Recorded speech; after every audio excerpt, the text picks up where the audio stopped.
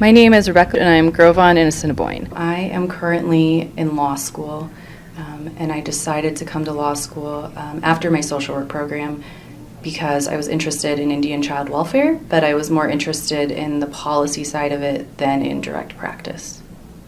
I like to spend time with my family for the most part. I do see my friends a little bit, but my family is really important. I also like to spend time with my grandparents. They're getting kind of old, so they don't really travel anymore.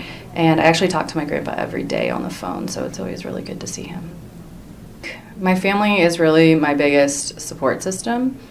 And so one of the ways that we keep in touch, we have a family group text message, and it's actually been really helpful in terms of staying in touch. But also, my dad has always really stressed the importance of education and doing well in school, and I think that's had a really big impact on my life. And then my mom also, she has had a similar impact on my life in that she really encourages me to kind of follow my dreams and my heart, and that's also been really important. My Native heritage is really important to me. There are definitely some challenges that I face being a light-skinned Native who didn't grow up in our tribal community. But I think being a tribal member is like belonging to a family. I don't say I'm a fourth of a member of my tribe because I'm a member of my tribe. And I don't think that things like where I grew up or how much time I spend in the sun has anything to do with my Native heritage. And so I just try to remember that my ancestors fought hard to have me be where I am. And I want to make them proud. My ultimate career goal is to be in a position within my community so that I can inspire change. I think that strength that will help me to get there is that I'm realizing in law school that I have a different upbringing and different experiences. I just see the world differently than a lot of my peers, and I think that's a strength that I would bring to wherever I work.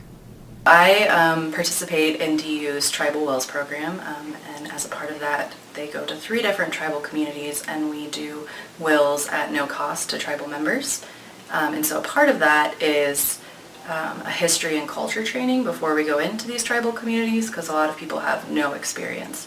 And so I think that's really important before we go into the communities. And recently they had a training for it, and I didn't really like it. I didn't think it was really helping to prepare my peers. So I offered to do the history and culture training. And so I'm doing that this week. And I'm just going to talk about the different issues that tribal communities face, but I also think it's important to talk about the resiliency that's in tribal communities and the efforts that communities are making to address those issues. I think you just need to not be afraid and to have faith in yourself, because I know coming in I felt really overwhelmed. Everybody in law school is really smart, so I had a lot of self-doubt, but by the end of the semester everything turned out really well, and so now I know even when I'm doubting myself I just need to keep going, because I think everybody kind of doubts themselves even if they don't show it.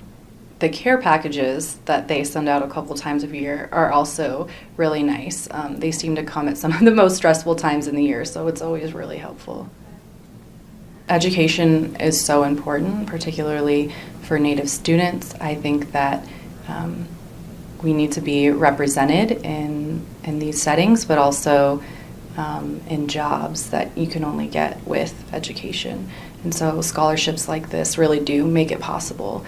I definitely would not have been able to go to the schools that I've gone to without scholarship funding.